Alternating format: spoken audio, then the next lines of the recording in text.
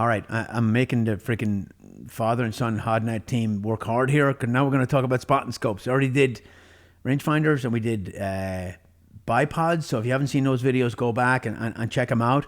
So we got a couple of spotting scopes in front of us right here. It's just what we had on hand. We're going to talk about a bunch of different ones, pros, cons. As a new shooter, if you can get a spotter behind you helping you out, it makes it so much better. As long as the spotter doesn't suck. And I was on the range today, Todd, and you know what I missed about not having a spotter? Not being able to blame somebody else for my shitty wind call. All right, so we'll get into spotting scopes here, and we'll kick this thing off. All right, so real quick, we're going to talk about, a lot of different spotting scopes, and we're going to go through power ranges, and this is something we get asked a lot.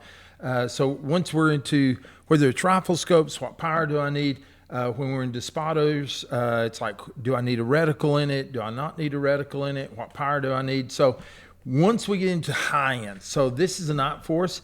It doesn't have a reticle in it. We actually have the new Nightforce. Yeah, we do. That is phenomenal, that has a reticle in it. It's just not here at this facility or we'd be showing it.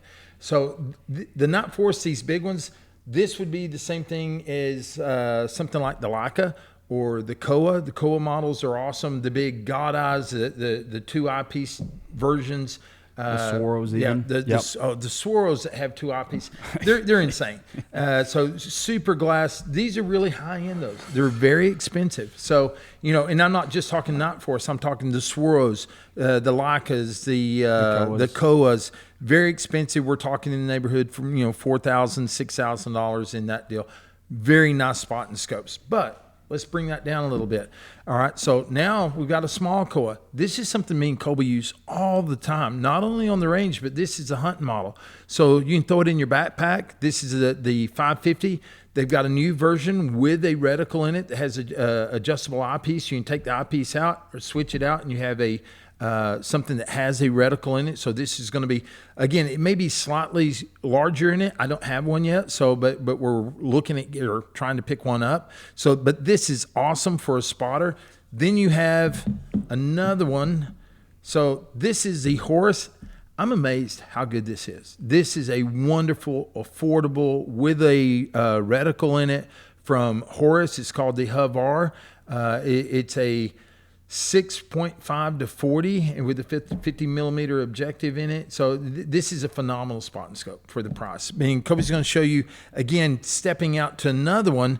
And guys, I can remember back a few years back with the military, we started looking at really trying to get a spotting scope that we could use night vision with, because what happens when you put I squared in front of these things, it would pixelate. And so you really can see very well with it at the power ranges. So we walked around SHOT Show and we talked to all the companies, Zeiss, because they make a great spotter in the 15 to 45s. I think, what are they at now? 20 to 60s is what they currently make. The Spotter 45? Yeah. All right, so Bushnell was the only spotting scope company that actually listened to us and actually made a spotting scope that would go down to 8 power, so you could use I square with it, and it had a huge following. The form factor was nice. It was slick. You could fit it in a pocket and on your pants or in a backpack and run it, but it had a nice reticle in it. So they actually jumped way ahead of everybody else. Was it as good a glass?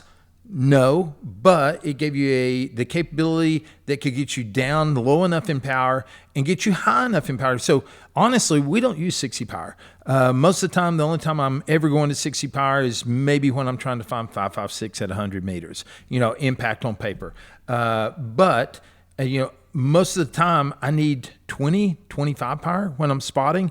All these cover that range very easy. So Bushnell makes a very nice one. The Kowas are phenomenal. If you want something affordable, the Horus, I can't tell you how good this is. We use this all the time. And then you can step up, spend what you want to spend, get the Swaros, get the Zeiss, get the Nightforce. The new Nightforce spotter is phenomenal. Kobe's going to talk to you about an alternative with the SIG binos and using it as a spotter. Yeah, and so before we jump into that, one of the things I did want to come in and talk about is when you're looking into binos, a lot of the times I get asked about the angled eyepieces or the inlines and stuff like that. So really want to talk about some of the pros and cons to this. I like the angled eyepiece for sitting on a range. right? Because now I can look down, and your face is a little bit out of the sun. I can also shield it with my cap if it's quite bright outside. So that's really nice for sitting on a range. But one of the problems I run into is when you get in a mountainous terrain and when you get into a hunting scenario, a lot of the times with these angled eyepieces, it becomes really difficult to get on target really quick.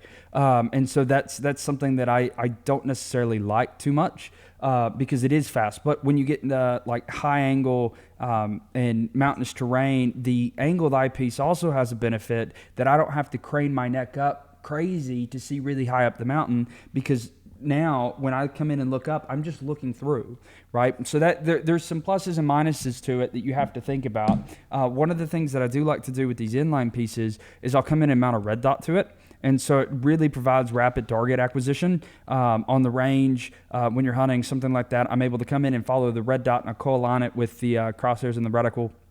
And so I just throw the red dot on the target, and then I come in and I'm really, really quick that way. So that's something that's a benefit. Another thing when you're looking into spotting scopes to really consider is you want your spotter generally to be better glass than what you have for a rifle scope.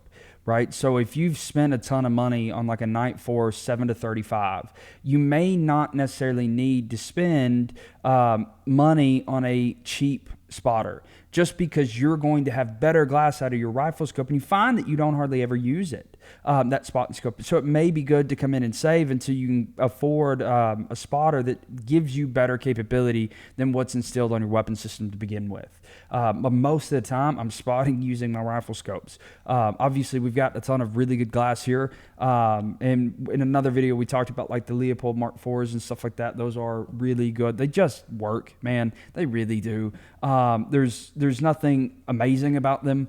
They're not the best piece of glass, but they do just tend to perform, and very rarely do they break. Yeah, in a good spotter, most of the time I'm sitting on a tripod, relaxed, glassing for animals.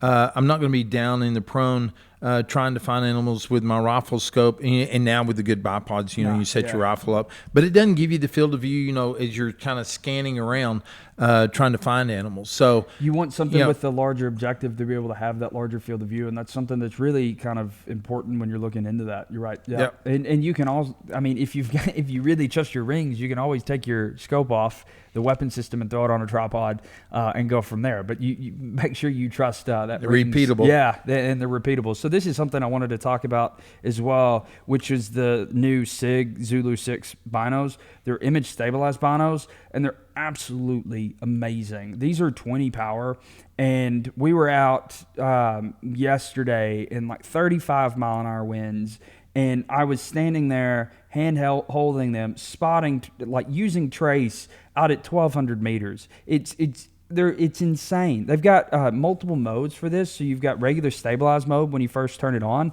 So right here's your throw lever for turning it on and off. If you come in and turn it on, it's regular stabilized mode. But then from there, what you can do is once you get on target, so the regular stabilized mode is really good for like panning, slow panning. It doesn't seem to jump too much, and you can really burn deep into a wood line looking for deer, looking for animals, stuff like that. Because everything's so much more stable. But then from there, once I think I find something, you can turn it off and then back on again quick. And then what that does is it turns it into super stabilized mode, which is just insane.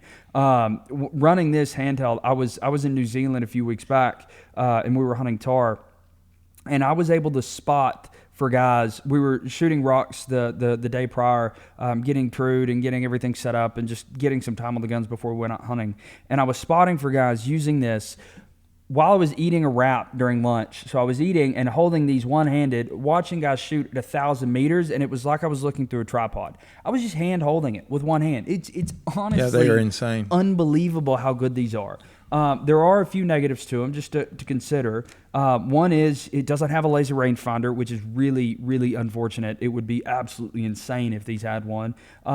These are probably the first binos I've ever picked up where I think a reticle would really be useful to have in them. I'd really like to see a reticle in this because with the stabilized bit it just makes it so useful. They're 20 power.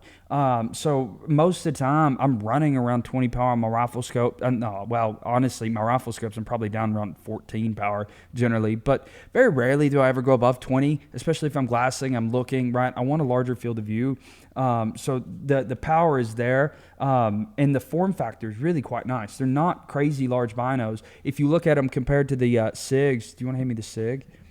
If you look at them compared to these SIGs, they're really not all that different, right? So you look at the other stabilized binos that are out there, like the Canons, yeah, and the Canon 18 power binos. I've got some at the house. I mean, they're large binos. They're really good, but they're just large pieces of kit. Then from there, with this, one of the negatives to it is the field of view. That honestly is a negative to this bino. You just don't have the field of view. Sometimes it gets a little difficult to come in and find the object in glass when you're in that running these. There's quite a bit of power, and so if you're looking in anywhere kind of close, it just does make it a little bit difficult. I want to play with I think they make a 16 power. I'd like to play with a couple lower power stabilized binos from SIG just to see if that field of view opens up a bit more, because you lose some of that power. It would be, I think, nicer if there was a little bit wider field of view, but I'm really not going to complain about that too much, because what these bring to the table is unreal. I haven't hardly used a spotting scope since I've gotten these. No kidding. It's honestly been unreal. If it had a laser rangefinder and a reticle, I don't know what it would else own the you would market. want. Oh, dude, in a heartbeat. It's crazy how, and even though they don't, these will never leave my truck. No. I'm going to have them everywhere I go, just because, like you said, we were on the range yesterday and the day before, and handheld, no tripod, in high winds, and you don't lose a bullet anywhere. So they're phenomenal. So again, real quick, just kind of briefly cover down on everything. There's a lot of options. You don't have to spend a lot of money. You can spend a lot of money and get really good, high quality glass when you're dealing with some of the higher end stuff, like the Nightforce, the Leicas, the Kowas, all really good super glass. The smaller end, if you're into hunting, it's going to be really hard to beat this. Oh, those are amazing. They're really nice, and they're fixing to have a reticle. Again, this one, the Horus model, this is really hard to beat, and this is very affordable, and it has a reticle. So there's a lot of options out there. Decide what you want to spend, decide what you need it for, and there's just a lot of options. Educate yourself.